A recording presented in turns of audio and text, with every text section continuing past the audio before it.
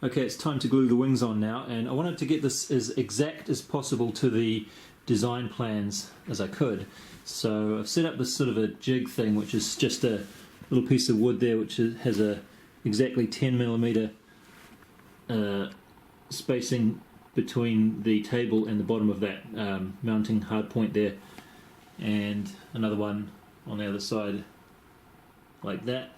And unfortunately this middle section turned out to be just a little bit crooked, so when I push down on this it sort of tips a little bit. So I'm going to weight this down with some weights and make sure that the middle section is completely as it should be, and then out here we have a little block to hold the wingtip as it should be over there. And in that position I've sanded the inside of the wing here so that there's no sort of crookedness in that.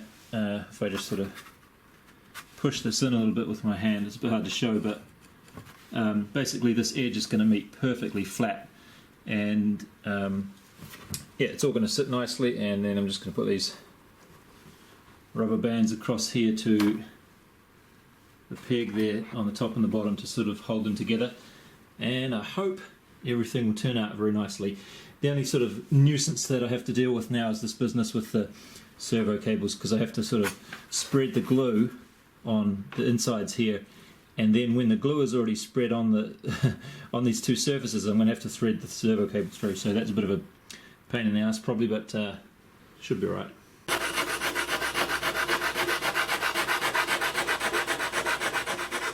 As I've been working on this project, along the way I found myself making some little custom sanding blocks, because I wanted to be much more careful with the sanding for this one than I was with the previous one, because wherever the fiberglass covers or crosses an area like this, I want it to be smooth so that there's no sort of pockets where there's going to be epoxy just sitting in there causing useless weight. So I've ended up with, well, I started with this of course, but this has a bit of a sponge to it, which is a bit of a problem, and likewise this one, which I use a lot for the larger areas, this is also quite soft.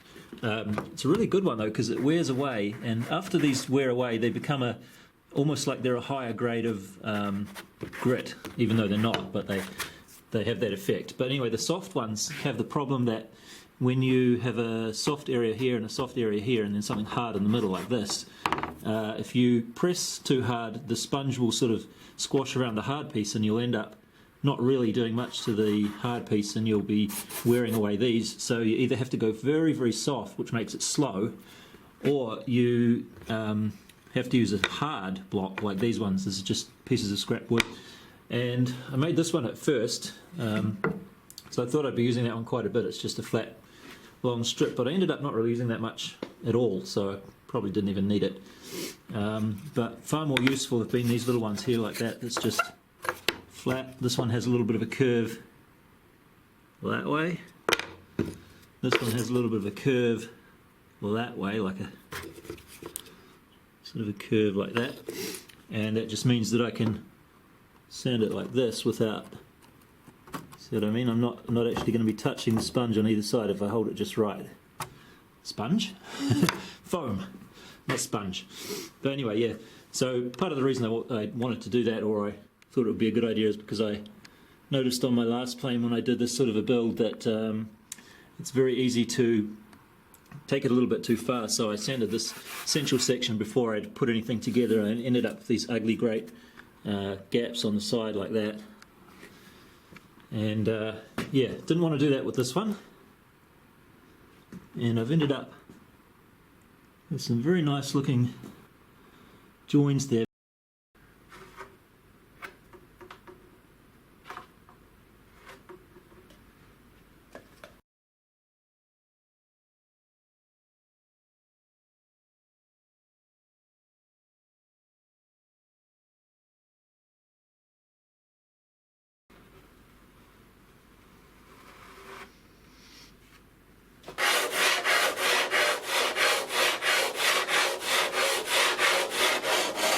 So since I was worrying about whether I would need to have a spar or whether the glass on its own would make the wing strong enough, I did this test piece. This is one of the flaperon offcuts from the big red plane that I made a while ago. So it's thin at the trailing edge here and about 1 centimetre at the leading edge. And I put glass only on this side, and there's a little bit of 45 degree there just to see how much difference it made to twisting, and that half has 45 and this one doesn't. I think it makes a little bit of difference.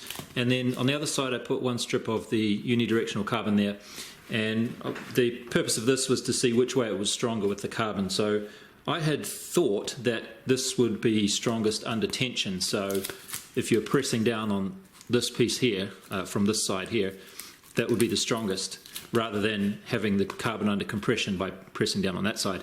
And I'm glad I did this test, because it turned out to be the opposite. At least the failure case was that the foam is able to compress like this. So what I got when I pressed down on this side was that basically the foam compressed to the point like that, where it just made the glass sort of rip, and then it was broken. But it didn't do that when I put about the same amount of force on this side. Of course it will now, because that piece there is already broken. Let's see if I can... Alright, so ignoring that bit, it's stronger now if I'm pressing down on this side than it is if I'm pressing down on this side, because if I do that too hard, again, the foam is just going to compress here. So the glass on its own is not enough to stop the foam from compressing, but it seems like when this carbon is under compression, yeah. Anyway, when the load is coming from this side, it's better. So I'm glad I did that test, because that's kind of the opposite of what I was expecting. So that's why I'll be putting the carbon on top of the wings, if I use it. I'm not sure if I will still. But if I do, it's going to go on the top first. Okay, so I'm finally ready to do the fiberglassing of the surface now. Finished up the trailing edge quite nicely, put a little bit of tape over these areas where I didn't want the resin to get in. I've changed my mind about glassing the whole thing. It actually doesn't need any more strengthening in the middle section. This whole area here is quite nice and strong, but it really, really does need it here. Like, I'm not even really keen on lifting up. Oh yeah, kind of okay, but any sort of a hard landing or a crash, that would just rip right off. It might fly okay, to be honest, but it wouldn't handle any kind of landing. So what I'm going to do is just mainly glass the wings only, 2 layers, maybe straight, and then a little bit, maybe like that, and then like that-ish, almost 45 degrees to each other. And then here I'll build up a little bit more where it crosses in this area only, not going all the way through, I don't think. And that should be enough. And I'll probably put a bit of heavier glass on the bottom of the nose as well, just to maybe keep that a bit stronger on a heavy landing. So I've got all my bits and pieces over here. The glass I'm going to use is 49 grams. Actually, I got this one from the Fiberglass shop in Hamilton. It's 50 grams, so it's about the same. But I noticed that this one that I got from Hobby King, the cheap one, the weave is a lot coarser, or a lot more spread out than this one. It's probably going to be hard to show you in the video.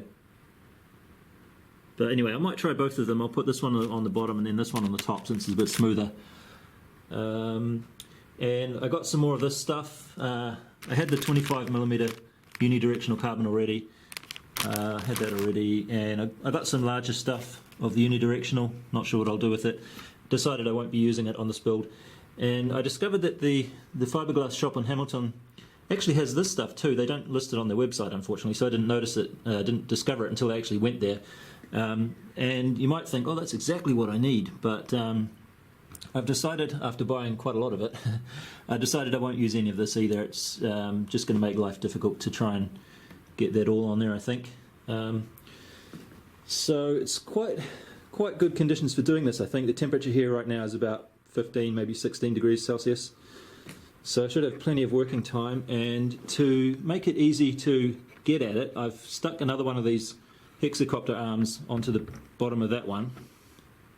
And, well, you can see I can't do it with one hand, but I'll just put that in the vise, and then I can tip that. I can have it straight up, or I can have it out here, so I can work on it here at about waist height. Should be quite nice and easy to do. Oh, the camera's all shaking. Look at this. I think this camera might be about to die. Anyway, that's what I'm going to do now, so yeah, see you when that's done. Okay, that's one layer of glass on there now, and it didn't really go how I hoped, because for one thing the wind started blowing quite strongly just as I got started, which was really annoying. So it was tricky to hold everything down, and I had to put little nuts and bolts on everything to make sure it didn't blow away. And I also made a mistake, or I didn't really expect the resin to run out as quick as it did. So I thought that 50 grams of resin with 10 grams of hardness, so that's 60 grams altogether, would be enough to put 2 layers of glass on each wing, but it was only just enough to get 1 layer done. So that's 60 grams of resin and then 20 grams of glass, so that's 80 grams just for 1 layer on 1 wing, 160 for the 2 wings, and if I did a second full layer, that would be adding 320 grams overall, which I don't really want to do. I mean, it might be right, but in any case, all I have now is just the 1 layer of glass going that way, and I don't think that's going to be good enough because these wings are very thin, like that. So I think without some sort of a encouragement for them to not twist, they will twist. So what I'm going to do is just put 1 layer of 45 degree, that's what that is there, 45 degrees to the leading edge like that, and hopefully that will be enough. And I said I wasn't going to use any carbon, but I think I will use just a little bit of that 25mm tape from about here straight out to there, just sort of to strengthen this area, because this aileron is going to be gone, right? We're going to cut that out, and with the wing being very thin and also, you know, not very wide at this point, it might be wise to just make it a little bit stronger in this straight line. So that's what's going to be done next. I have to go out for a couple of hours, but I'm hoping that with the temperature the way it is, it's fairly cool and getting cooler. It's sort of 4 p.m. now. Hopefully it's going to be still a bit tacky when I get back, so I can just put these 2 on there and it won't sort of have any issues. Anyway, it's all looking all right. Seems to be wrinkling up every now and then. Probably can't see that. Oh, you can a little bit. You just leave it sitting there and it sort of wrinkles up for some reason. But fortunately the leading edge of each wing, also quite hard to show you, this is what I was most concerned with, and this turned out really quite nice in both cases. And I'm just going to leave it sitting in this position to dry, because that'll be the least likely to have the wings bending from gravity. If I put it down flat like that, the wings might, you know, droop a bit while it's setting, but I don't think they will in this position. Anyway, I have to go out now, so come back and finish this later. Okay, it's the next day now, and the resin is cured to the point where I could trim off the edges and just did a little bit of light sanding. It's turned out pretty well for the most part. Added about 220 grams, so that's about what I expected. So that's 2 layers of straight, top and bottom like that, and then 1 layer of 45 on the top only, and this carbon in there, all 50 gram layers. So yeah, 220 grams, not too bad, and that puts it at 760 grams minus when I take this thing off, of course. That'll be 760 grams as it is there, so that's looking not too bad. And I did some calculations with the battery and the motor and the ESC that I'm planning to use, and it looks like we're probably going to be about 1.4 kilos all up weight when it starts flying. So rigidity wise, absolutely no problem at all lengthwise, and twist wise I can hold it sort of a few centimeters in from the tip, and I can twist it like that so that I'm twisting the whole plane up like that, just with that part. And it seems to me that it moves, the trailing edge just moves a few millimeters up when I do that. I mean, it moves a few millimeters up before it lifts off the table, is what I mean. So twist wise I don't think it'll be any problem. Certainly nothing certainly none of the aerodynamic flow is going to be able to twist it, which is the main thing. So a couple of points I was not too happy about. One was that I got way too much resin on this side. You can sort of see it's all shiny there, maybe. That side turned out a lot better. There's more patches of sort of dull looking area. That patch right there in the middle of the camera there is almost perfect. But interestingly, when I held it from here in the middle to see if it was unbalanced left or right, it was actually perfectly balanced, so that's kind of interesting. And And the other annoying thing was that I got this edge here, and that's the edge of the underneath piece had bristles along the edge, and then I put this second piece on top of it, so it sort of bulged over those bristles. And the reason that happens is, at least on this cheap and nasty Hobby King glass, this is what it looks like when you get it, like right out of the box, right out of the bag. It's got these sort of bristles along the edge, and if you compare that with this one, where's the edge? Here. Look at the edge of that one, it's all nice and clean. And I thought, I got a bit lazy and I thought I'll just use this rough edge along here when I stuck it down, because I've done this in the past and I know it causes issues. Those bristles like to stick up for some reason, they don't stick down very well. And I knew that was an issue, but I thought it'd be okay in this case because I was going to put a second layer over the top, and I was thinking that that would hold the bristles down.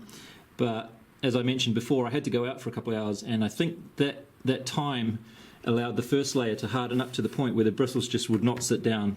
So I've ended up with a second layer over the top of the bristles and this nasty big ridge going along, and it's right behind the leading edge, which is kind of annoying. So I think what I'm going to do is I'm just going to sand that off, and hopefully it won't be a problem.